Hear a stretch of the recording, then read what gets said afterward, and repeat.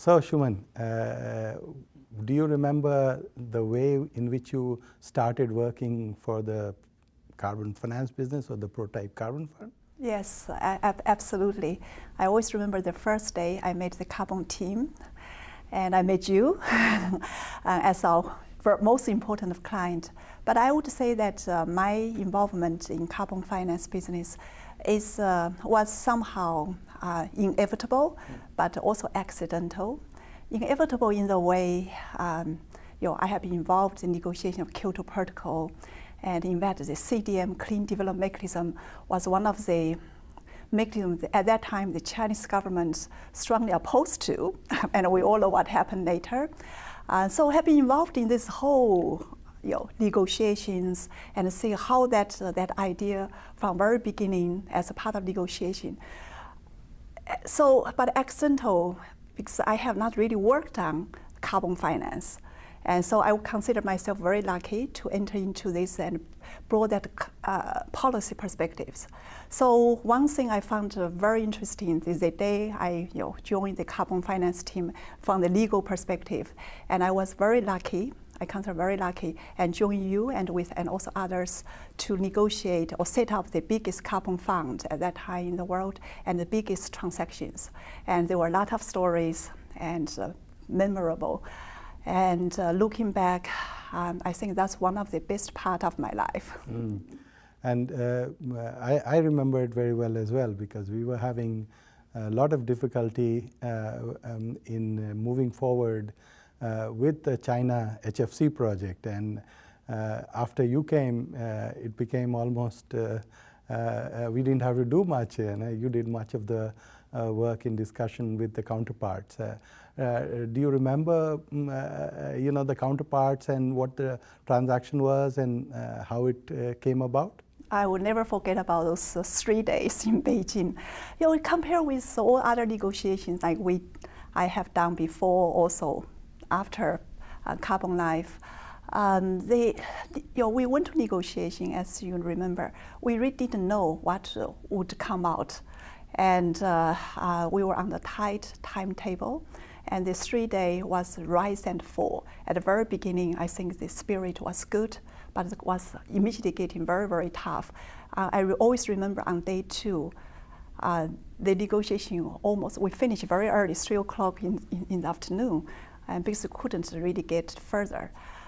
So one thing, perhaps, if I recall, that how in probably like other negotiations, there's a commercial part, and of course there are rules and procedures, but there also is a cultural part. I would consider myself, even with legal background, with your guys from the business perspective, I think the role I played is to bridge the cultural, the differences. I will be able to discuss with them in Chinese, understand when they were very emotional about particular issues which we push them. I think that's where you understand where they came from and find a way to communicate. I think that itself perhaps play some role.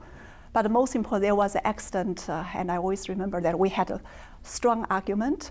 I remember your eyes shining, and I got also very emotional. We called Tom Duva, at that time my chief counsel, 3 o'clock or 2 o'clock in the morning to resolve the differences. Yeah. And in terms of the kind of work, legal work that you had done before, how was work on carbon finance different?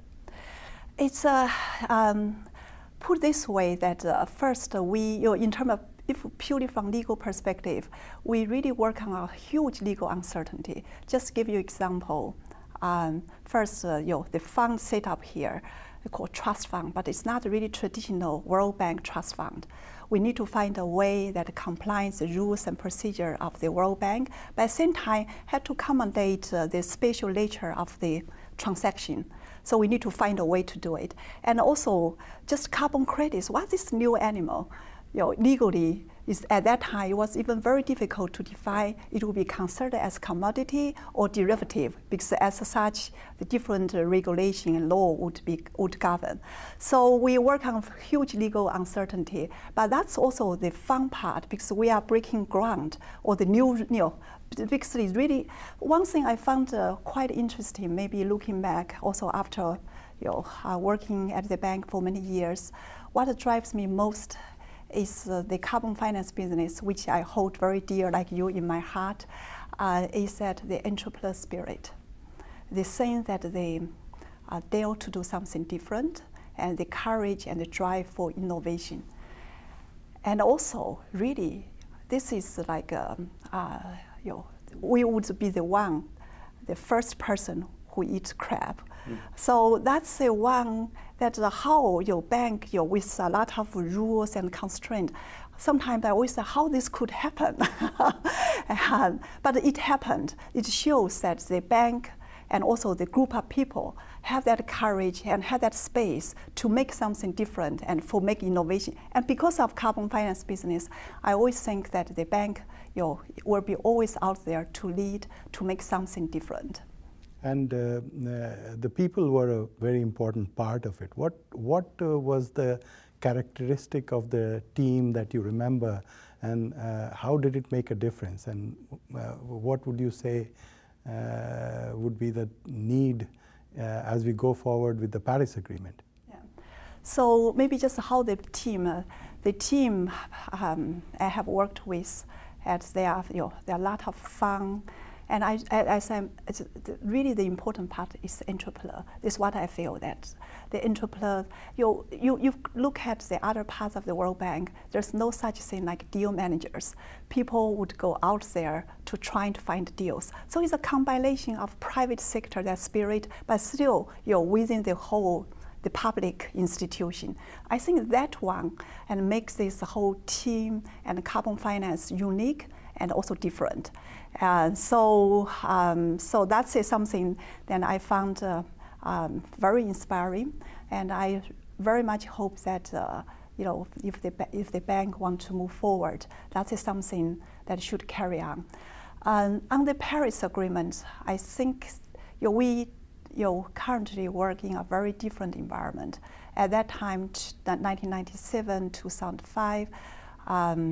Kyoto Protocol was the legal instrument in the town, and the carbon finance business is kind of probably the only financial instrument that mobilizes climate finance. And even at that time, I always think the politically, this situation that you versus us, the so-called group of developed countries, they have to do something. And so it's, but now I think with Paris Agreement, there's a collective recognition that it is our collective interest to act. So there's much less you and us, is that we are all on the same boat, how we can make things happen. And also in terms of financing, again, carbon finance will not be the only one. And it played a very important role. I think going forward is that how the carbon finance can work with many other instruments, and that would mobilize the scale of finance. And what do you think the role of the bank will be in that new architecture around Paris, where cooperation between all the countries are going to be necessary? So I think that you look at the pathway from the clean development mechanism, carbon credits, offset, to domestic emissions trading scheme, and there's a whole transition. That how CDM connects the markets to some extent, and then the domestic emissions trading scheme, after EU decided not to further purchase carbon credits, is by and large, or if you take EU as regional, and most countries is domestic. I think the Paris Agreement set a foundation that how, again, we're talking about scale. If everybody just does its own domestic jurisdiction, and that will not meet the challenge of climate change. I think I think for the World Bank is that, again, we are the international institution. We have the convening power and platform that would be able to convene and connect the different types of carbon market. That's where I think it will be the next generation of market instruments, how to connect different jurisdictions so that we are talking about the much larger scale of market. And in terms of, you spoke about the convening power. What other comparative skills or comparative set of advantages does an international institution like the World Bank bring to this challenge that perhaps others don't have? I give you example. We all know that China, right, is playing increasingly important role. And has its own platform, has its also, of course, the AIAB and all others. But even countries like China, they very much look to the World Bank as a convening power and rely on the World Bank to help them bridge the rest of the world and bring the cutting-edge knowledge to China. So I would use China as example and say that where how important the leadership of the World Bank. China is setting up the biggest carbon market in the world, but at the same time, they would like to rely on the World Bank expertise and also World Bank's that convening power to help them and connect to the rest of the world. I do think, not only through the carbon finance business, also from my own work in cities and other areas, I think the World Bank that ability, convening power, and the reaching out to different players, and no other institutions will be able to match. In many agenda, many of the issues that we work with our clients, sometimes the bank is not viewed as an honest broker in terms of providing unbiased advice. In climate change, do you think we are regarded, as you were indicating in the case of China, as an honest broker for understanding the issues and designing solutions, or is there still a feeling that perhaps we represent a lot of the interest of donor countries? I have seen the evolution of the change. Back probably 7-8 years ago, there was a lot of mistrust of the World Bank, what's the agenda behind. But over time, I have seen the change of the attitude. And the World Bank itself is out there. We are one of the biggest institutions really fighting the climate change, put the climate change as one of the top agendas. So we are the leader. And so that has changed a lot of the attitude, in particular some negative attitude.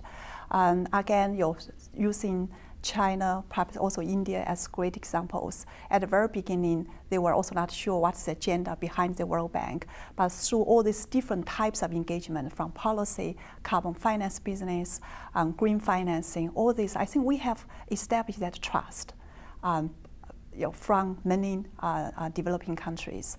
And does not mean that, we work hard to establish the trust, and we'll continue to work. I think we should continue to work on that. But I'm very positive that with all the bank's agenda, I think the trust and the confidence in the World Bank would only increase. Now, going back to the legal work that was done as a part of some of the early transactions, including the HFC one, what do you think were the key achievements? You talked about the lack of certainty whether this carbon credit was a commodity or a security. What else can you think in terms of the contribution by the bank from a legal perspective? So just I talk about, it's more from the transaction perspective. In fact, there's a whole regulatory framework that includes the evolution from Kyoto Protocol, the also leading up to Paris Agreement. there are a lot of negotiations, a lot of provisions, and I would also think that the banks work, of course, together with many others from legal point of view as well as from the operational point of view. We have collectively contributed to the international framework of the climate regime. I think that's also a very important part of the contribution. Shall we talk a little bit more, Xueman, about the template of documents, the overall institutional memory that was created through the work by people such as yourself and Tom Duval and others in the legal department, because I think that contributed a lot in defining what kind of legal framework and regulatory framework was established. And that's right, yeah.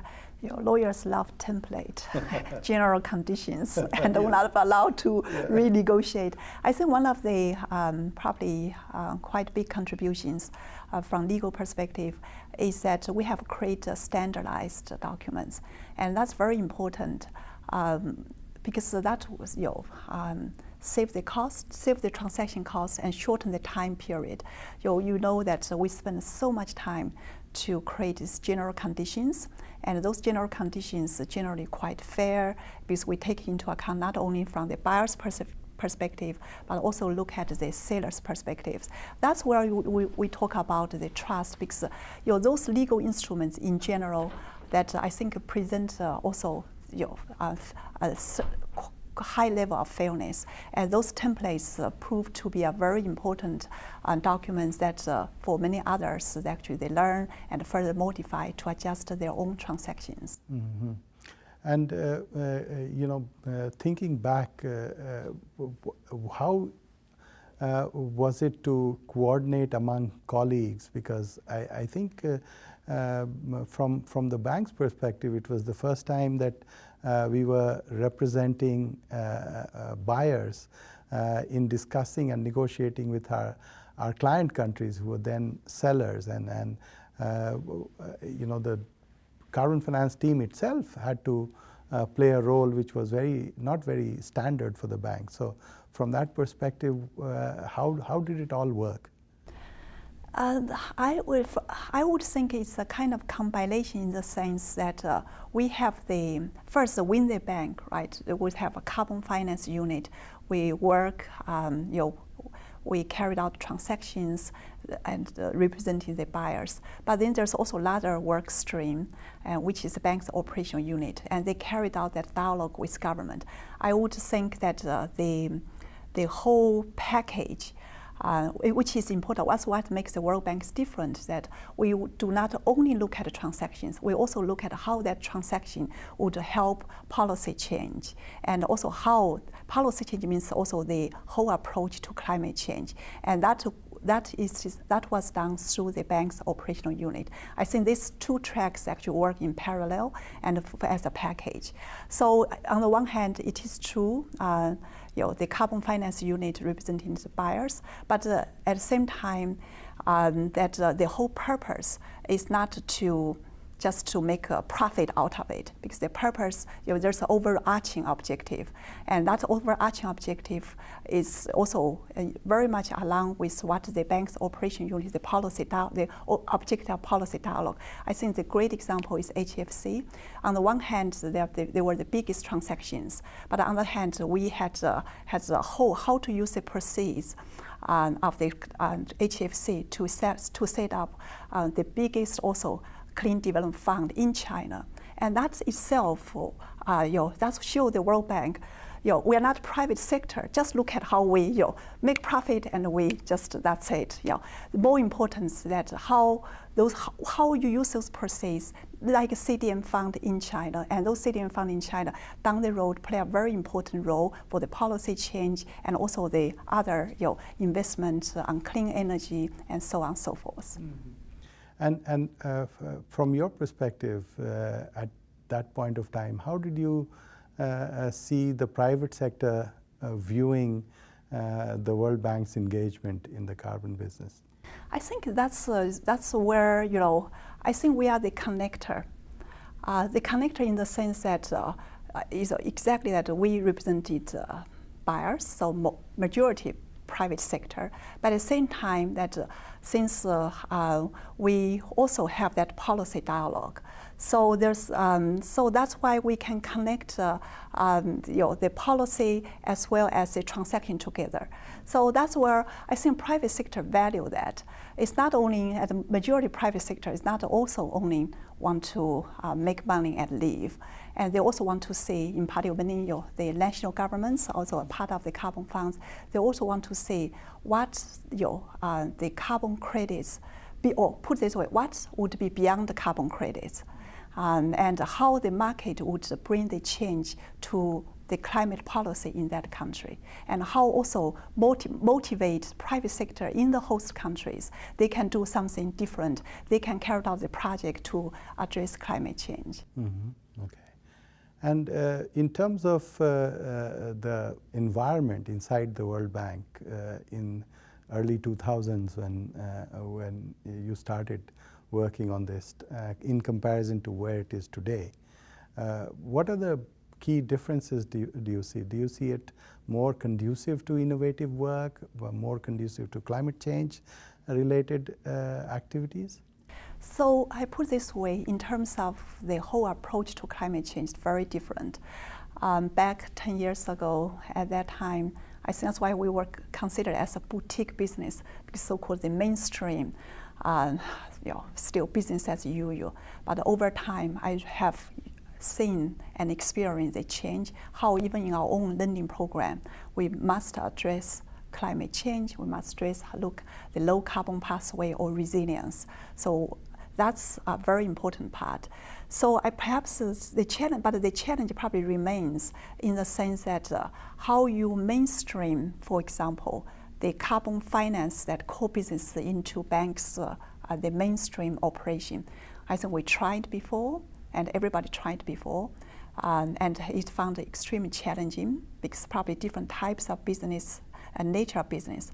I think we are, and currently I think it probably remains also a big challenge. But the difference, maybe the thinking would be different. At that time, we trying to push the carbon finance into the mainstream. But I would say since the mainstream in this direction to climate change is really how they could leverage different sources of financing to incorporate carbon finance business or other types of sources into the operation. So you say that probably the entry point is a bit different. Mm-hmm. Yeah, that's what I see. Yeah, and if I recall that period, I think there were a few champions, people like Ken Newcomb, who would push the agenda and drive the agenda, and it was because of them things were moving. In today's World Bank, do you see that it's now driven by a wider set of champions, or do you see it being driven right from the top? How do you see the change in terms of the attention to the agenda of climate change? I would say quite different worlds. I think the attention to this agenda is all from the top. I think you also see the trickle down. And I think, so there's a very strong leadership almost at every level. And also the rules, even our new environmental, social, ESF, social environmental system framework and climate change embedded into different parts. So I think there's a huge drive. Maybe the challenge is still that how to really address in the way that we can really do. It's not it's really breaking up from business as usual, because that's we need that transformational change. I know it's a slow boat; it takes time, but that transformational change, I think, is still yet to happen. But I do see the change is quite different. Really, even as a task team leader, to do all the different learning projects, and we all have to say where the climate co-benefits and how we design a program that would generate climate co-benefit. That was not the case, I think, before. But still, whether there's a question that whether that will be sufficient, whether we, while we have all those project level activities, or what else that can be done, that's to see that massive and transformational change that matches the scale of climate change. Mm-hmm. And in terms of the team that was there, which set up the prototype carbon fund and the subsequent carbon funds, it was mostly people from outside, supported by a few champions, and mostly young people. What was the key element? You mentioned entrepreneurial capability, but what are some of the other characteristics that were obvious in people at that point of time, and how do you see that happening now? So at that time is that I absolutely love that entrepreneur spirit, and also of course you get people from outside. They had the drive to do something differently, and they brought different perspectives.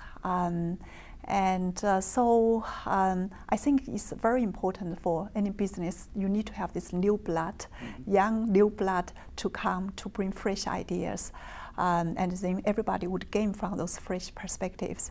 I would think that as we move to the second generation of carbon market, and that perspective will remain very important, because we are not talking about traditional the line of business. It's a very different way, and people need to think outside the box. And that's where perhaps a combination of people who have worked with back understanding institution and also people from outside, and they would be able to say things very differently. And that would also inject the new ideas and innovation. And based on your own experience in the bank over the last 15, 20 years, what would your advice be to the younger people who are working in the area of climate change?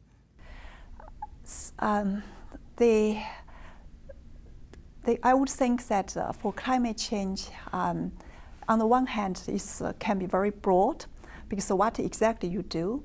I personally, from my own experience, I would think that I consider myself very lucky. I didn't come just immediately enter into banks or mainstream or traditional business. I entered into this innovative and boutique at that time operation, and that gave me this the drive and the spirit that how we can find a way to do things differently.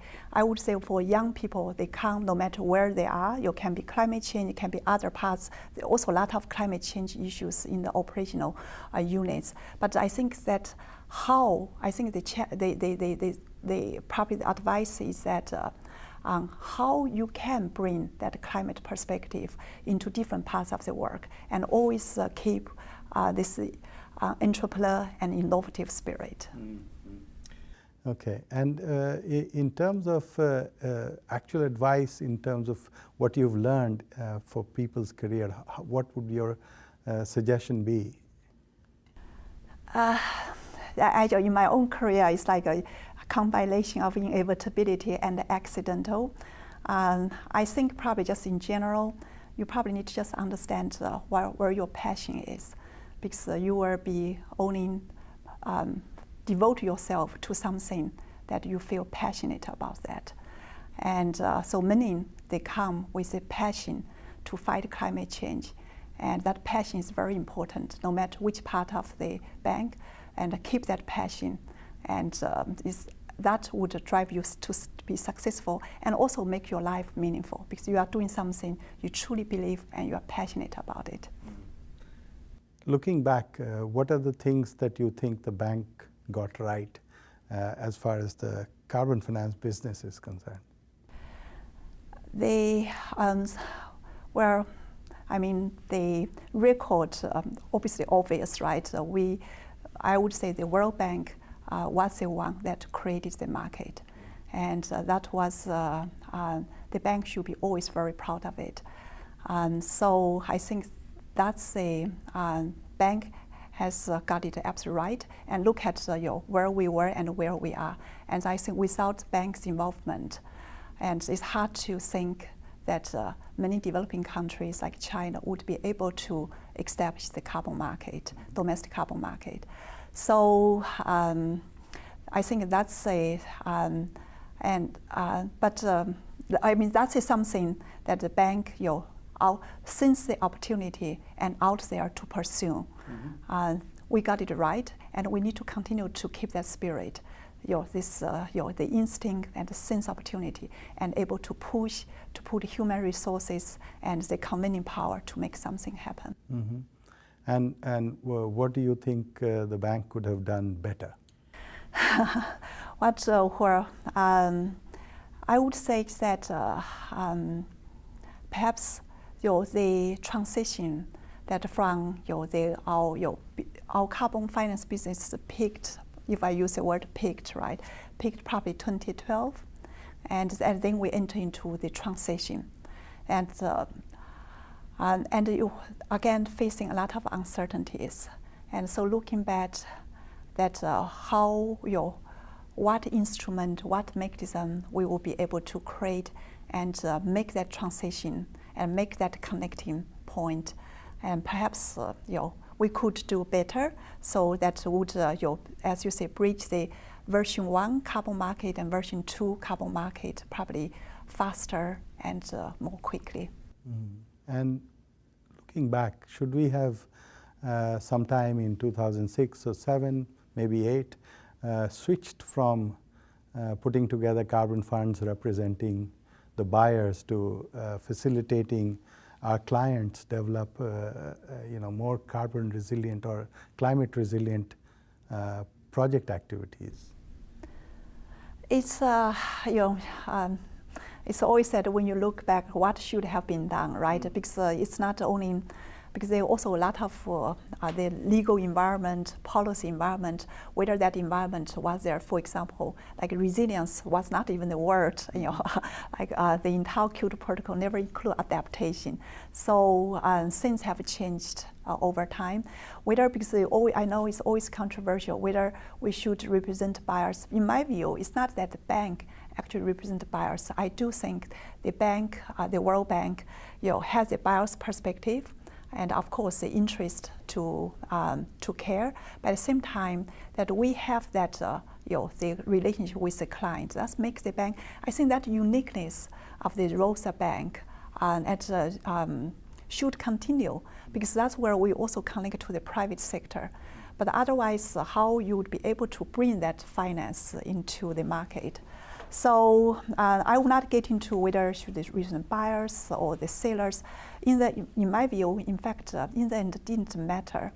What matters most is that what the new vision and new ideas where because the traditional way of CDM, they have fulfilled its role, but need to change, and how the bank could again out there sense opportunity to create a new market to meet the challenge. Xueman, in the context of the Paris Agreement, where we are moving away from the Kyoto framework of somebody was responsible and somebody has to pay versus the action by developing countries to the Paris framework of everybody has to chip in to contribute towards addressing the challenge of climate change.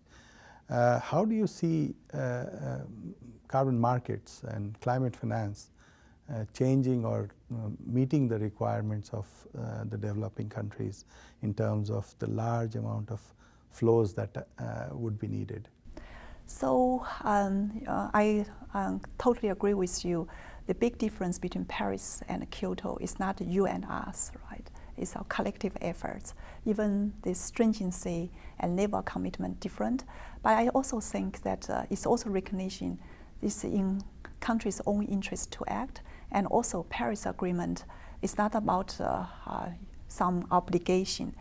It's actually opens opportunity for countries to see where they would go, because low carbon is inevitable. It's a pathway that the world moves.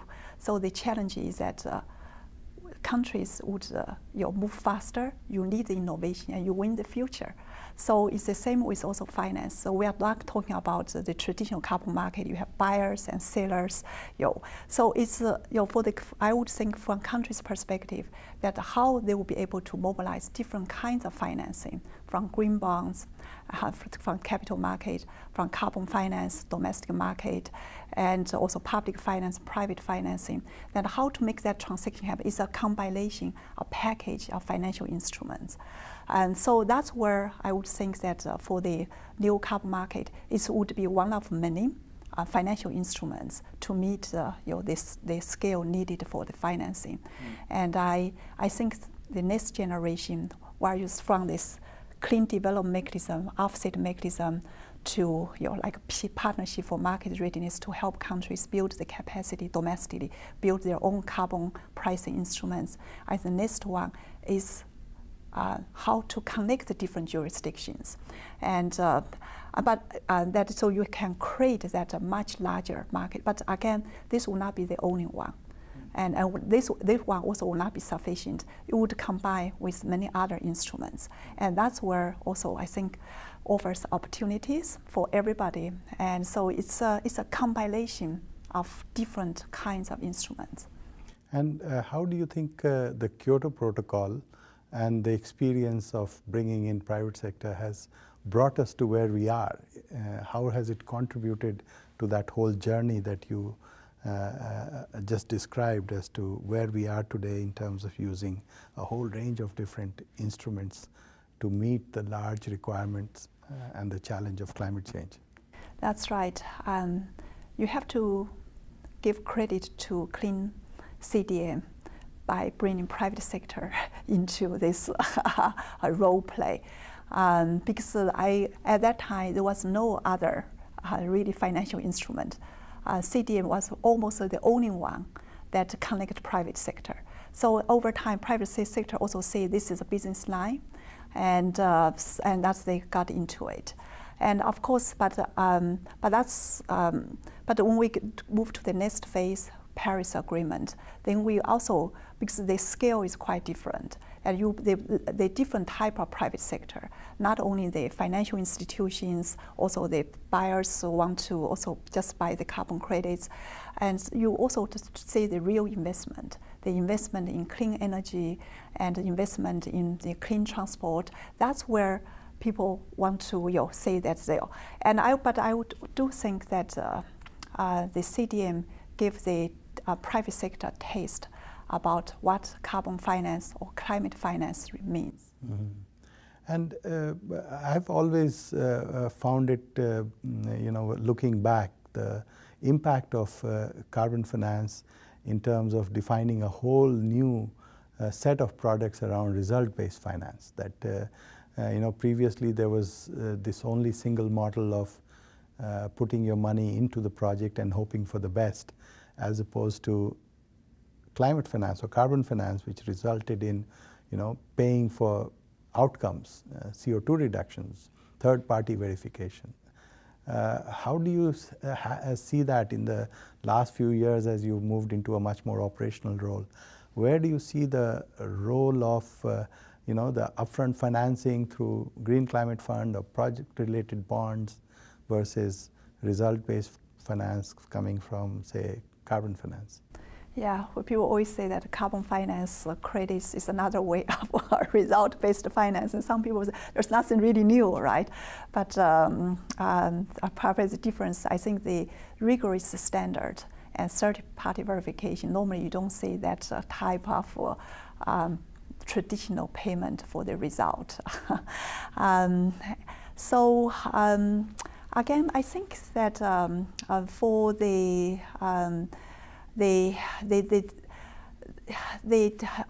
perhaps also it's true the disadvantage of the CDM or this result type, CDM credit-based financing, is that you have to wait until at the end to get financing. That's also where we see why many projects couldn't survive.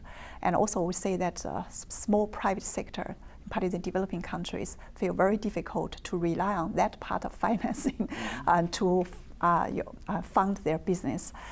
So we see the disadvantage. And then, we think since we have tried, but probably without huge success, is the combination, right? Whether you will be able to bring, for example, banks lending investment lending or back other types of instruments upfront, and in the end you have this result-based financing. Ideally, this will be great combination so you can meet the gap, addressing the gap. Why has not been hugely successful? We probably have some good case here and there, but it's not like it's everywhere. Even on the paper, ideally, this should be a way to move forward. So that is something probably need to have more understanding and say that because I do think that this combination of the downstream and upstream and would work to achieve the best outcome.